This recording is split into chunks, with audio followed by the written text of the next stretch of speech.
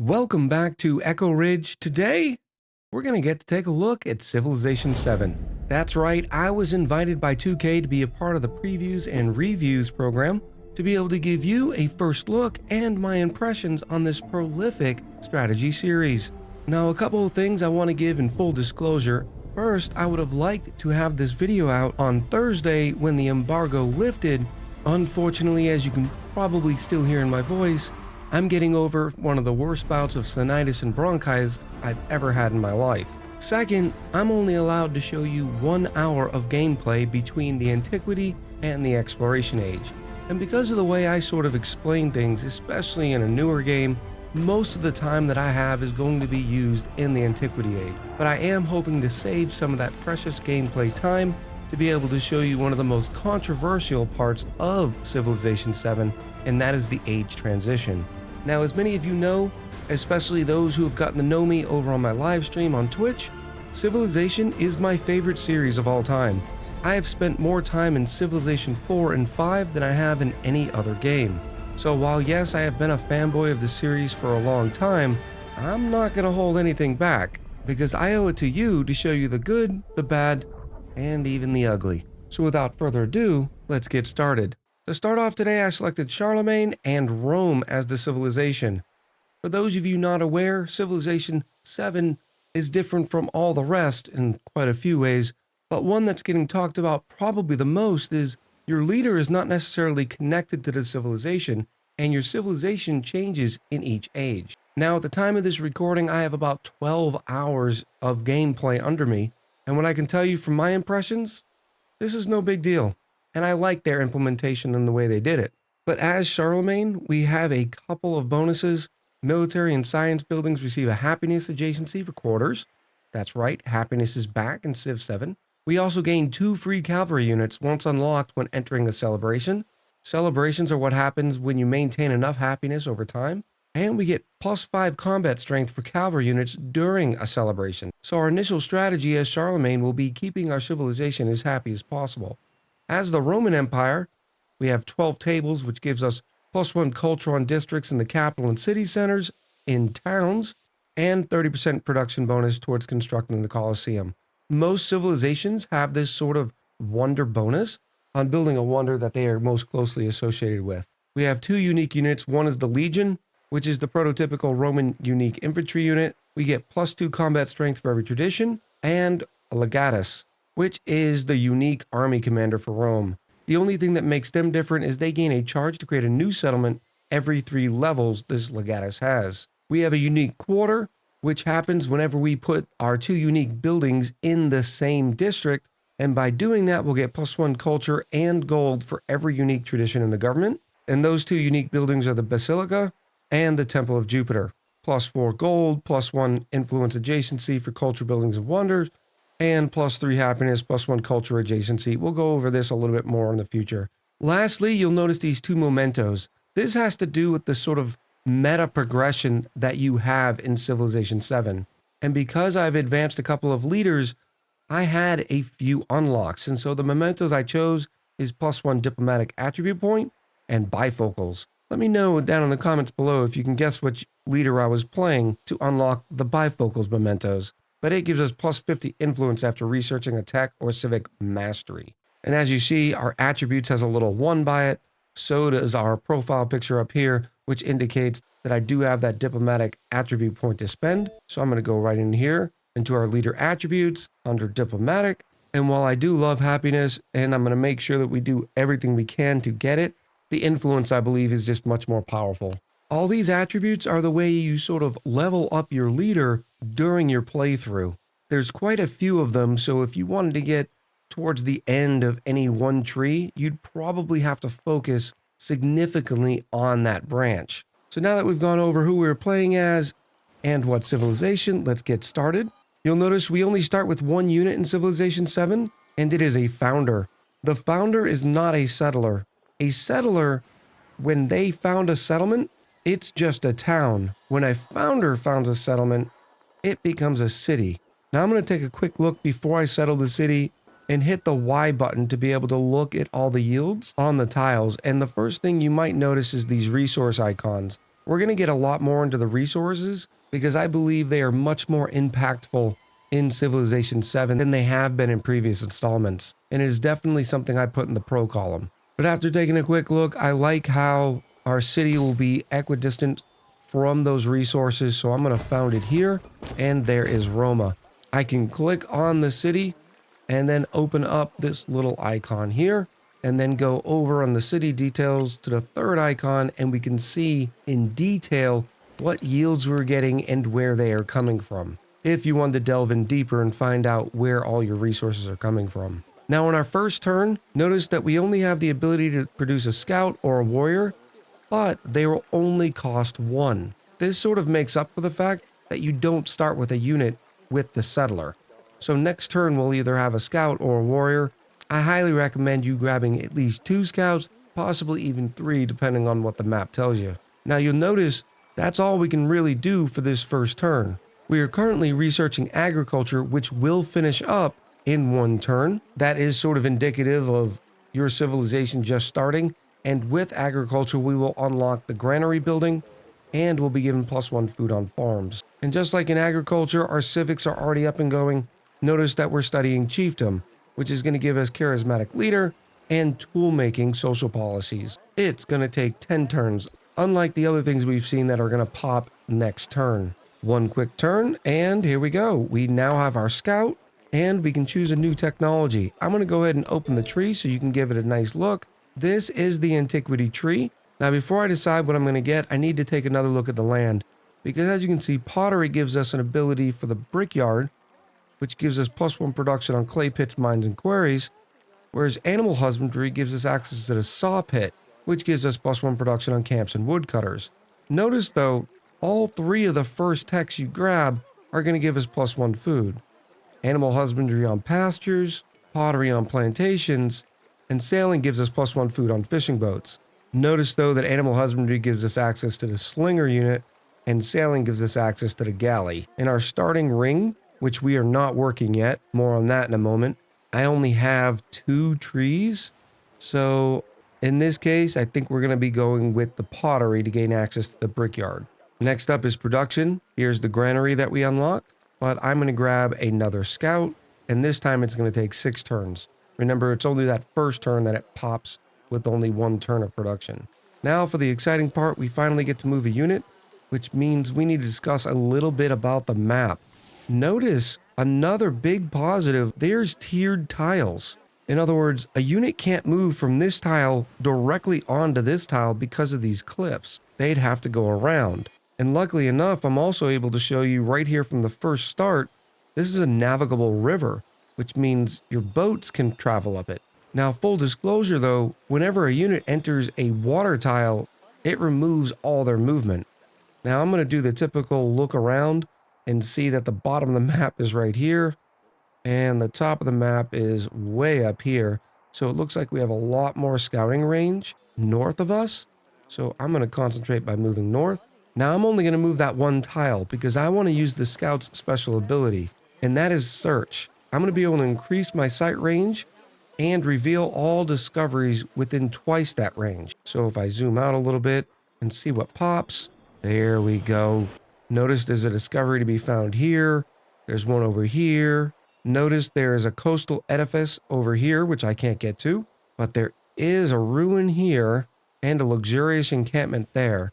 So now I'm going to take my scout and pre-plan that movement. And there we go. Next turn. Here on turn 3, it is time to grow the city. You can see that we've grown a population, which means we can work another tile. Unlike other civilizations, we don't have workers or builders. Instead, it's implied when we gain another population that we're working another tile.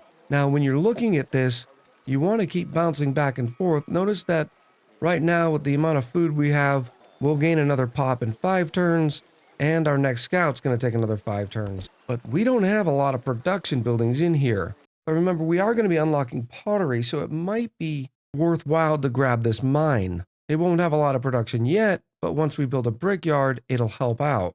But more importantly, we need to take a look at the resources around us. This cotton will give us +2 food and +2 production. The silver will give us plus 20% gold towards purchasing units. Ivory will give us plus 10% production towards wonders. But in order to get close to these, I need to unlock the tile before them. But I'm going to concentrate on growth to start. So I think this flat grassland, which is going to instantly give us 2 food and 1 happy, is where we need to go. Now we're growing in 4 turns, which is a 20% gain, which is not too shabby. Our scout has made it over to the luxurious camp, and now we have some options. There's some narrative events here, and when you're sitting at your computer with a nice cup of tea, I highly recommend you read them. They're not too bad, but in this case, I only have an hour, so we need to get going. But we have 2 options, plus 75 happiness towards the next celebration, or we can push the bandits with hard labor and get plus 15 production. Now remember, as Charlemagne, whenever we do get a celebration, once we've unlocked cavalry units, we're going to gain 2 free cavalry units. We don't have cavalry units unlocked yet, but there's another reason why celebrations are so important. If I click my View My Social Policies, you'll notice it says 31 turns until the next celebration. And that's because every time you pop a celebration, you gain access to another social policy slot. But then again, I could rush production on that scout, which might give me more opportunity to get more camps, which in this case I think might be the best bet, because the faster you have more scouts in the early game, the more you can explore ahead of the AI, which gives you a great advantage. Now notice we only have 1 turn until that scout finishes up. We also met our first independent village. Notice that they are hostile, so this is going to sort of change our trajectory. There are no more barbarians per se in Civilization VII, but instead, a lot more independent people or independent nations. In this case, this is the Certus village, and if I click on it, you'll see they are the Numidian people, and I could befriend them with 170 diplomatic points, or I can even convince them to raid one of my enemies. This is just part of the reason why I think diplomacy and the new influence system in Civ VII is one of its true gems. But we only have 33 influence right now, so they're going to become a problem, so it's going to change the way we do things in the immediate future. Now I have 2 options. With this scout, I could move 1 and then pop the search again, or I could head directly towards this ruin. In this case, I have the other scout down here, and I want to be able to get away from this hostile village, so I'm going to hightail it this way. And I'm going to send this scout out west. We will move 1. Unfortunately, it is a river, so like we said before, it soaks up all my movement, so I'm not going to be able to do that search. Next up on production, I would have probably gone for a scout, but in this case, I'm going for a warrior because of that village up here. As soon as their scout comes and finds us, they're going to start to become a problem. And here they come. All right, our scout's able to move. Oh, some nice jade, which is plus 15% gold. And unlike the gold itself, it's not just towards one thing or another. It's just a flat 15% gold bonus. But I will pop the search. And here we have a nice campfire. We've also revealed some gypsum and some wine. We've also discovered 2 more scouts. One is from the Arna village. They are friendly. The other one is from the Sungunye village, and they are hostile. I'm glad I'm producing the warrior because this is going to get salty really quick. We're ready for Roma to grow again. In this case, I think we're going to grab the silver tile. Not necessarily because we want the silver quite yet, but because I really want the production. Now we have our warrior being done in 3 turns. Our explorers discovered a new continent, and they're naming it Arctica. We do have a couple of lenses. So here's the separation of the continent. It can make a difference in some abilities, and this probably highlights a point that many of you have already thought, especially comparing the difference between Civ 6's UI and Civ 7's, is the UI definitely needs some work. But I also have a feeling, considering that we're 3 weeks from soft launch, that we're going to see a patch before then, or at least a day 1 patch. But I'll be honest, when you get visuals like this on the map screen, I'm really not going to complain about the UI being a little unpolished. In fact, I'm looking forward to the first mod where I can zoom in even more. We made it to the ruin, and we have 2 options plus 45 culture for exalting a deity, or we can tear down a statue for 75 gold. It would be nice to get that bonus culture, which would probably finish up chiefdom. 75 gold would come in handy and is a little bit more versatile, but I'm going to take the culture rush. And we've met a new civilization, and this is Ahsoka, and this is the world renouncer Ahsoka. There is also a world conquering Ahsoka. Now, I keep talking about the diplomacy in the game being one of its gems, and this is where you first get to see it. We have 77 influence points. I can already improve our relationship by 20 by spending 20 influence. I can spend nothing for a neutral greeting, or I can also spend the influence for a hostile greeting.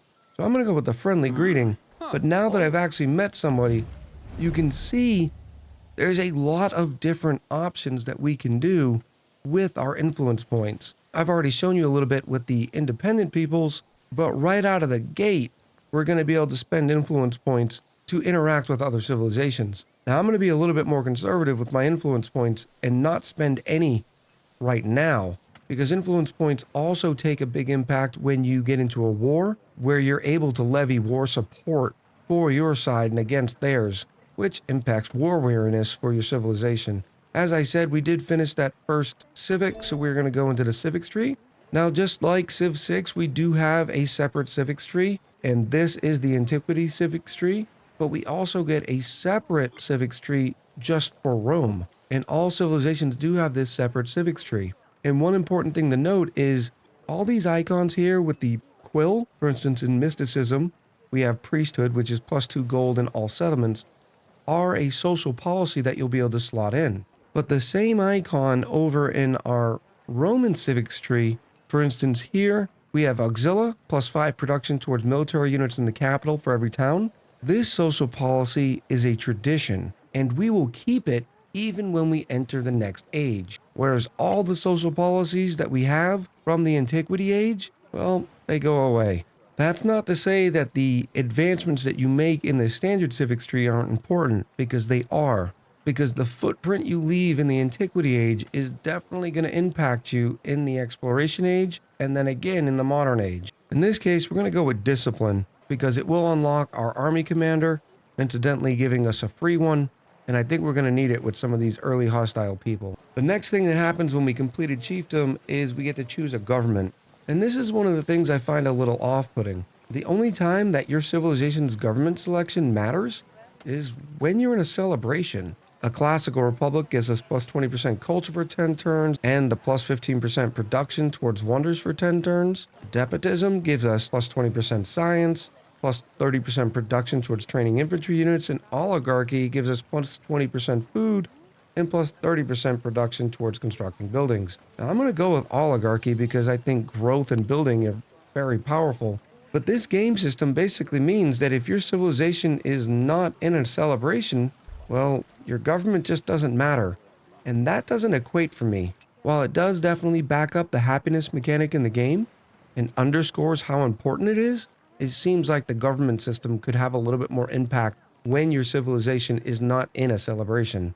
But now that we do have a government, we get our first social policy. Remember, we will get another social policy slot whenever we hit our next celebration. But for now, we only have one. And because production is so lacking in our capital, I am going to grab toolmaking. An argument could be made for the culture, but poor Roma is suffering with 7 production per turn. This is something else new in Civilization 7, and that is a narrative event. And you can tell by its flavor text, a worker files a complaint about stolen tools, it probably triggered based on the social policy I chose. So I can order the tools returned for +50 happy, or I can say finders keepers shall be the whole of the law. In this case, I don't really need the gold, so I am going to take the +50 to happy. And we went from 23 turns to 16 for our next celebration. Our scout has made it over to this campfire, which has given us a choice, and we have found another cairn. We have the choice for 30 food or 45 science. I'm going to take the food because growth is powerful.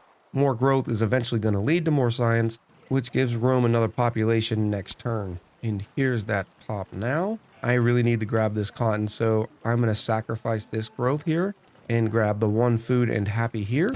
This is another thing that's a little off-putting. Notice that this is a mine, and yet we're still not getting any production from it. We're only getting the base resources of the tile, and that's 1 food, 1 happy. But remember, when we finish pottery and we put down a brickyard inside of our capital, we're going to get the +1 production to clay pits, mines, and quarries. In other words, in Civ 7, just because you have the mine doesn't mean that you're able to actually get production from it until you have something to do with it. At least that's how I've been able to justify that game design decision. Looks like we owe a response to a diplomatic action, In this case, Ahsoka wants to do a local festival. And I know I keep talking about how great the diplomacy system, but this is where you really get a lot more control. If I support it for as long as the festival's going, we're going to get +3 happiness per turn in cities for both leaders. Note that it says cities, not towns, and supporting it will cost 60 influence. On the flip side though, I can just accept it, say, hey, yeah, we can do local festivals, but don't exactly lend any weight behind it.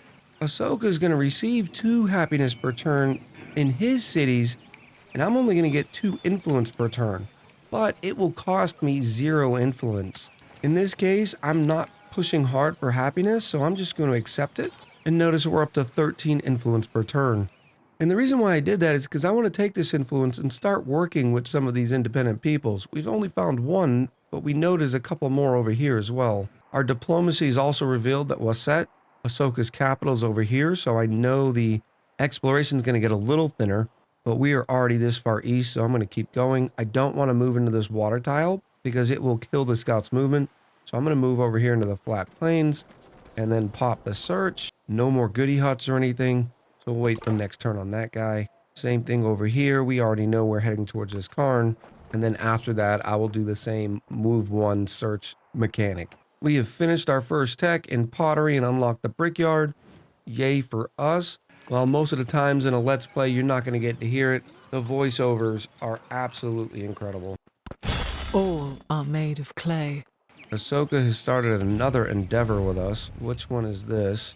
There's our 15-turn local festival. There's the notification that the local festival has started with Ahsoka. Next up on the tech tree, I think we're going to be going into animal husbandry. That way I can get access to the saw pit so I can get some more production. Plus, we'll get +1 food on all pastures and access to the slinger, which is going to be handy here very shortly. Here's our wonderful warrior.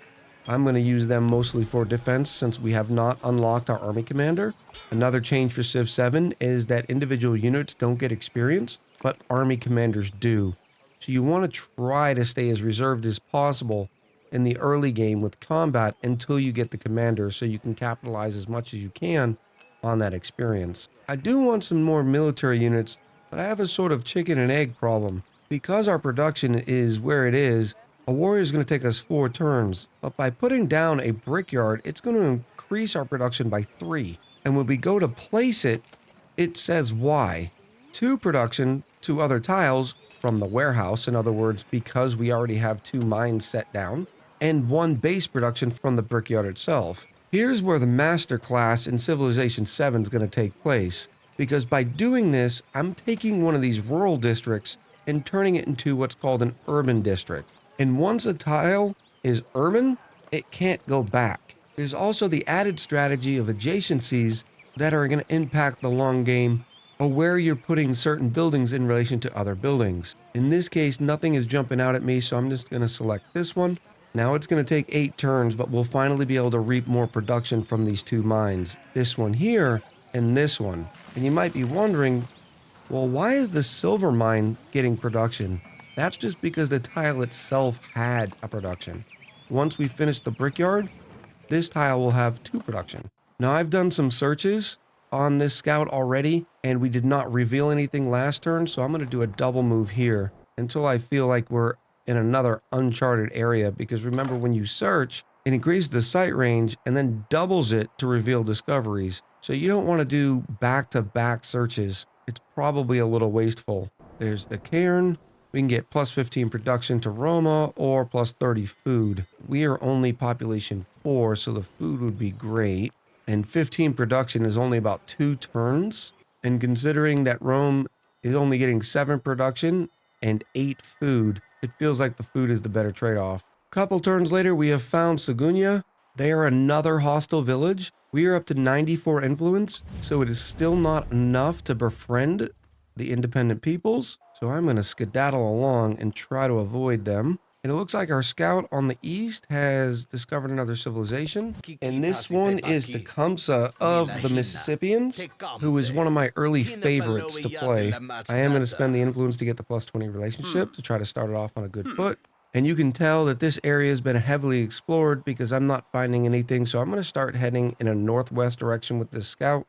In Rome, our warrior is just sitting here idle, but one of the nicer parts that I have found in combat related stuff in Civ 7 is the ability to fortify.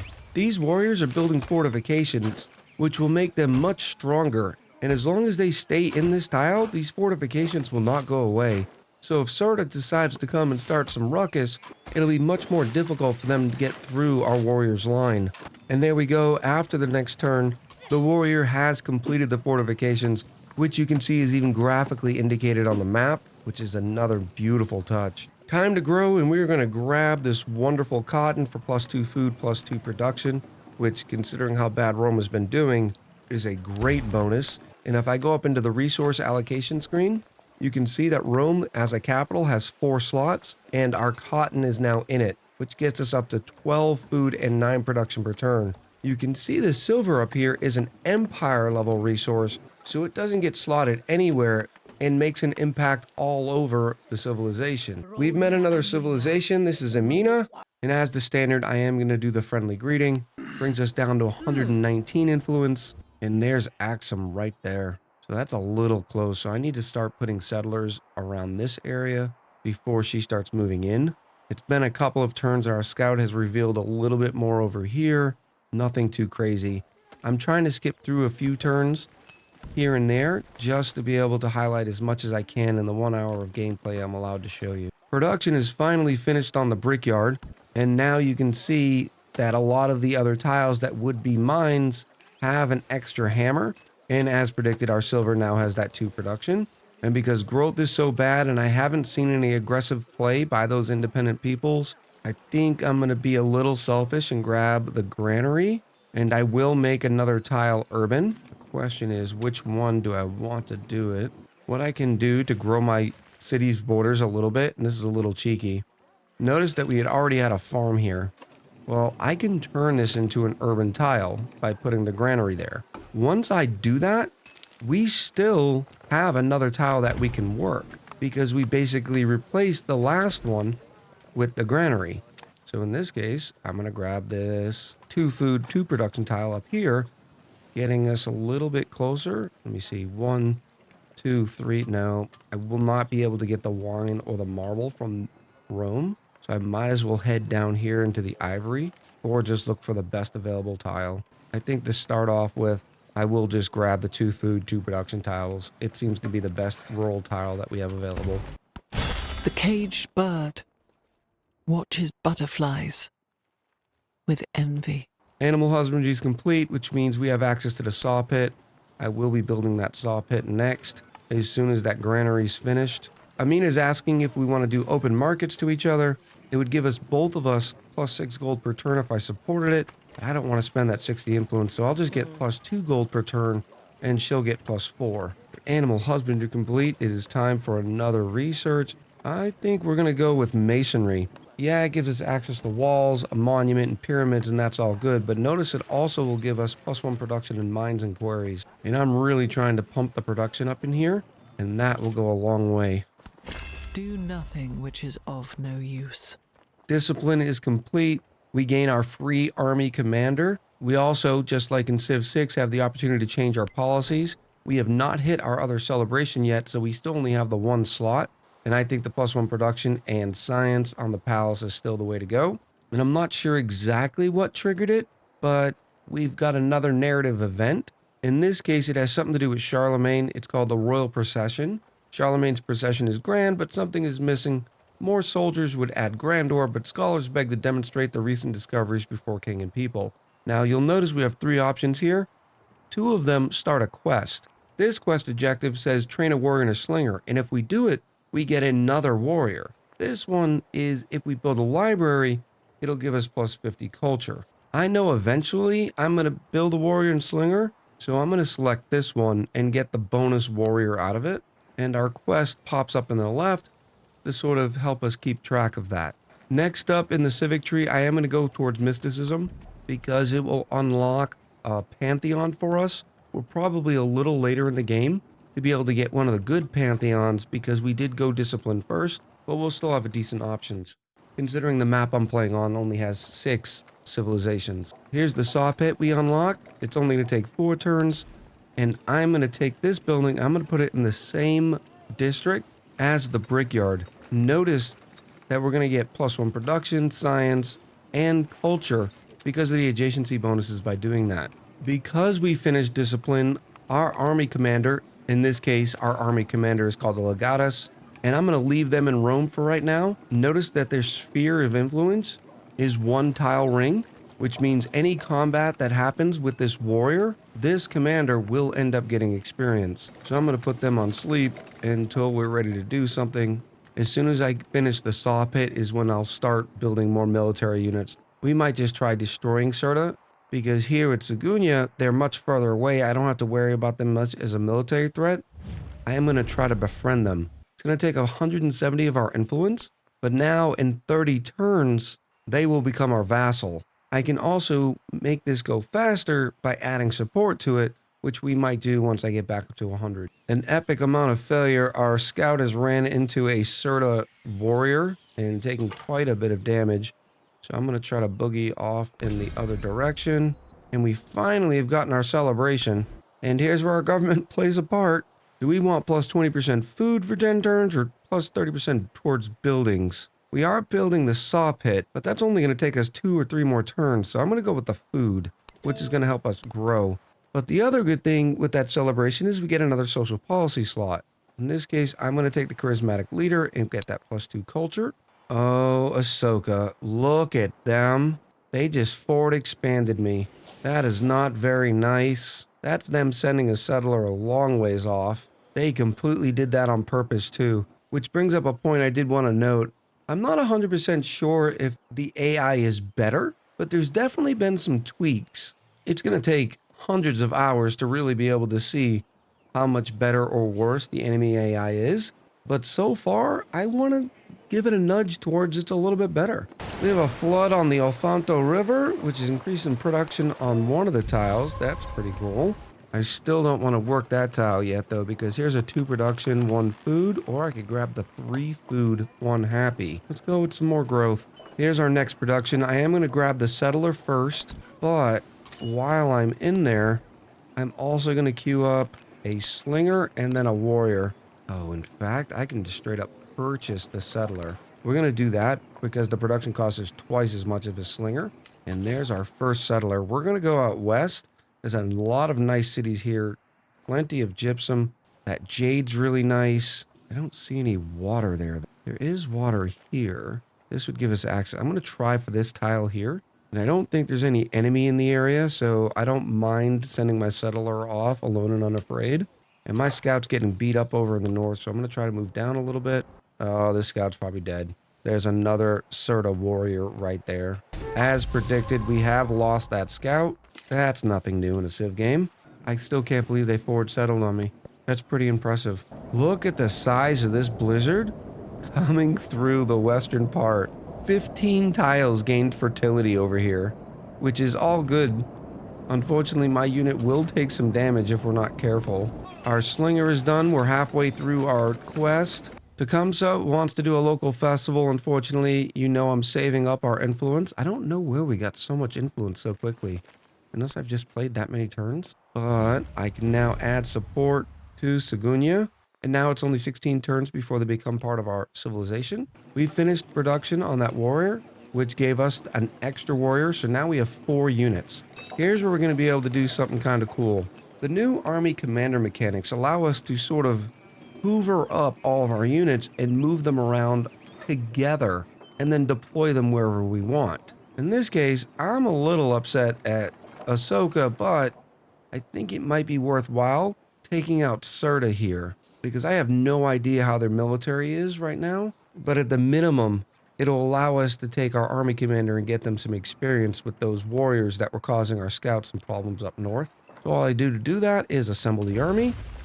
They all now get hoovered up, and then I can just move the commander.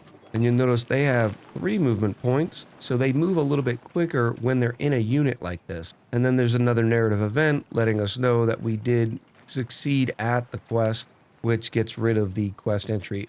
And it looks like the next stage in the sort of Charlemagne quest line has popped another narrative event. This one says we can capture a settlement to get one militaristic attribute point. And remember, those attribute points can be a very powerful way to increase your strength, or we can just grab 25 influence flat. You know, I am thinking maybe we should display Charlemagne as Charlemagne goes.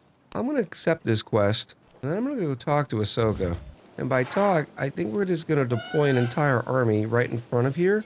It might be a little too early, and this could be a mistake, but I don't like the fact that they put themselves right there. So let me grab another warrior. And it just so happens that Tecumseh has offered us military aid even before we've started this. I'm going to take it so that our units get +3 combat strength. Their units do too, but we're not going to war with them. Our settler did make it through the blizzard. They're down to about 58 hit points, but we will now settle that second city. Actually, it's not a city. It is a town. And notice that we can't control any production in here. All this town will do is focus on its growth.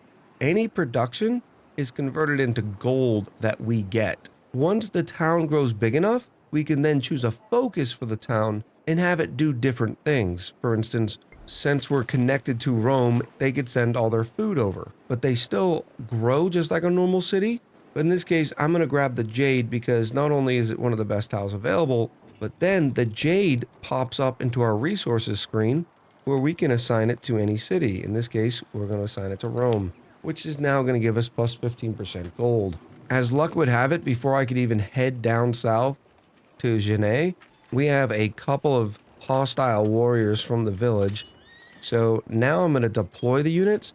And here you have two options. You can hit the deploy army and the AI will put the units wherever it thinks is best. Or you can individually select the units and deploy them one at a time. In this case, because of the weird terrain, I'm going to do this manually for a couple of them and then deploy the rest automatic. And now anything that happens inside the general's range, we will be able to get some experience. I also have a warrior being finished up in Rome, so I'm going to move them up here as well. And the village has actually sent 4 warriors down, so it's good that we had built up this military presence. Now, anything that happens in this sphere of influence is going to give us experience, so unfortunately, this warrior is not in it. Unless, in this case, I move the general over to this tile. Now they have influence over these units. And because of that, I'm going to try to funnel these warriors down through here. And to incentivize them doing that, I'm going to fortify this tile here so they can keep breaking themselves against the wall. And that way my slinger can keep hitting a range shot. I am going to go towards wheel to unlock chariots.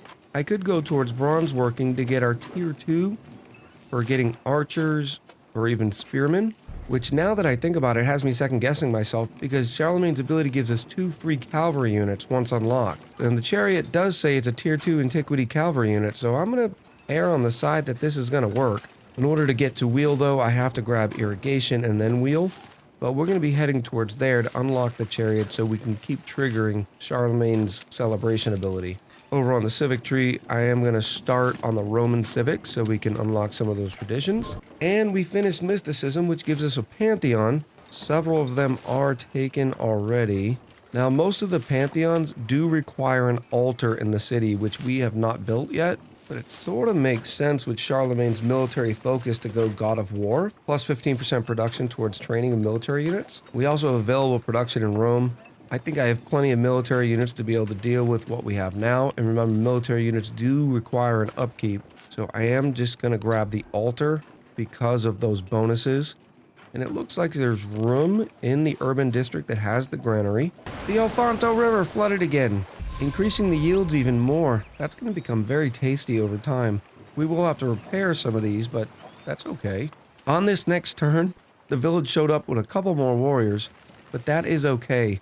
I wanted to highlight one of the abilities of the general, but first, I'm going to take another shot from here, and this time hit the warrior on the far left. I don't like being flanked, but now the general has 2 abilities. I could do a focus fire, which takes all range units, and, well, focuses this fire and gives us a +2 combat strength for doing that. Or I could do a coordinated attack. Now, the coordinated attack will give us +2 combat strength and take each military unit that's able to attack 1 unit. I could have also done the focus fire with just the 1 slinger. But in this case, it would have both infantry units hit this guy or just 1 infantry unit hit this one. Instead, I'm going to do what's called a defensive perimeter and have them all start to fortify, because I think this village is desperate enough to try to get in that they're going to keep beating themselves against our wall. And here comes those fortifications. Theirs was just one turn away, so now they have their fortifications. It looks like these are going to take another turn. So this warrior is getting a little weak, but I think we're going to be able to soften them up. Now I could take the slinger and hit them directly. Notice the slinger is getting 15 range strength plus 3 from military aid, but that warrior is pretty beaten up. They're defending in a river, they're damaged, so it's basically an 18 versus a 14. But remember the general's ability, I could do a focus fire on the much stronger unit here, and it destroyed the entire unit, which also gave our general enough experience for a promotion. In this case, I'm going to go with the Steadfast promotion from Bastion, which gives us +2 combat strength for land units within the command radius when defending, which is absolutely perfect. So now they're going to be within their fortifications and defending as the village just keeps smashing themselves against us, not making any headway. Over here in our town, I'm going to grab some gypsum. And even better, Amina is inviting us to share military aid, which is going to give us another +3 to combat strength. I believe they stack. Just to double check that, I could select the warrior and then pretend like I'm going to attack in. And notice we do have 2 stacks of military aid. In the far north at a tent camp, we have found some hunters. If we find common ground with them, we can get a +1 archer to roam, but it's going to cost us 3 turns of culture. 3 turns is a lot of culture. Granted, it is an archer that we don't even have the ability to make yet, but still, 3 turns? I think I'm going to leave them and grab the 50 gold. One of the village warriors is peeled off and has gone over to my town. They're probably going to cause some hate and discontent on this quarry here. So I'm going to spend some of our gold, which is the only thing you can do at a settlement, and grab a slinger to be able to get rid of this guy. And once again, we're going to focus fire on the warrior there. All of our warriors are nice and entrenched. Taking a look at a current situation, these villagers are definitely going to get destroyed. I'm not sure which direction I'm going to head in yet, but I know how much footage I've already recorded, so I'm going to sort of fast forward here real quick so that I can show you the age transition. As it is, I'm probably already going to have to trim a bunch of this early antiquity footage. Be back in a moment. So we're nearly at the end of the antiquity era, and you can see that the glory of Rome has spread far. We even managed to conquer all of Ahsoka. Like I said, he forward expanded me, not the other way around. That's on him. But the reason we know we're almost at the end of the antiquity era is if we take a look at the age progress, it says 96%. Anytime you or another player hits a certain progression, it adds more points to that clock. You can see in culture, we've made it to the 2nd milestone because we've constructed 5 wonders. Over in the science, we're not doing so hot. I need to research writing 2 before the age ends up, or for science legacies, we'll end up with only a scientific dark age. Economic, we're doing great. You can see how we're doing against the rest of the world because our bar is more filled than the other parts of the world. And this screen lets you know what you need to do to accomplish the next step in that legacy path. For instance, in the economic legacy path, I'd need to slot 20 resources. I think we're getting close. But more importantly, on the military, you can see that I have 11 out of 12, here we go, Pax Imperatoria points because of all the settlements we've either founded or captured. One more and I'd advance the age another 10. But more importantly, we'd end up with a golden age, which would allow us to gain an infantry unit in every settlement we conquered last age. And the reason why this is important is because a lot of things happen at the beginning of the next age, and I'm hoping to be able to highlight that for you. For instance, all these independent peoples will go away, and more will pop up. Any of your towns that you made into cities revert back to towns. I don't know why that's a thing, but it's one of the reasons why I feel like the age transition is more of a catch-up mechanic than it is anything else. But at 96%, the age transition is going to happen fairly quick. I'm still going to try to pump out one more settlement by incorporating the city-state we befriended earlier. Unfortunately, it does take 10 turns. I don't know if we have that much longer. Another point to note is under our policies, you can see we now also have crisis policies. This starts to happen as the age nears its end, and you were forced to slot a pretty big negative. In this case, it was a lot of happiness. So I've been given a lot of crisis cards that force my civilization into unhappiness. For instance, here, Ostia is not doing very well. They are at -2 happy. Let's see if we can fix that. We can repair this hit for one. One thing that would help is by turning some of these places into trade outposts through town focuses. Trade outpost has a +2 happiness to each resource tile in the town. But you'll also notice I'm getting a bunch of districts that need repair, and that's because, well, the place isn't happy, so they're getting all upset. Another thing I could do is make sure my settlement cap was right. I'm supposed to have a max of 7 settlements, where I have 9. And that way we could do through different civics. For instance, entertainment here gives us a +1 to settlement cap. But you can tell the problem's not just with me, it's with everybody.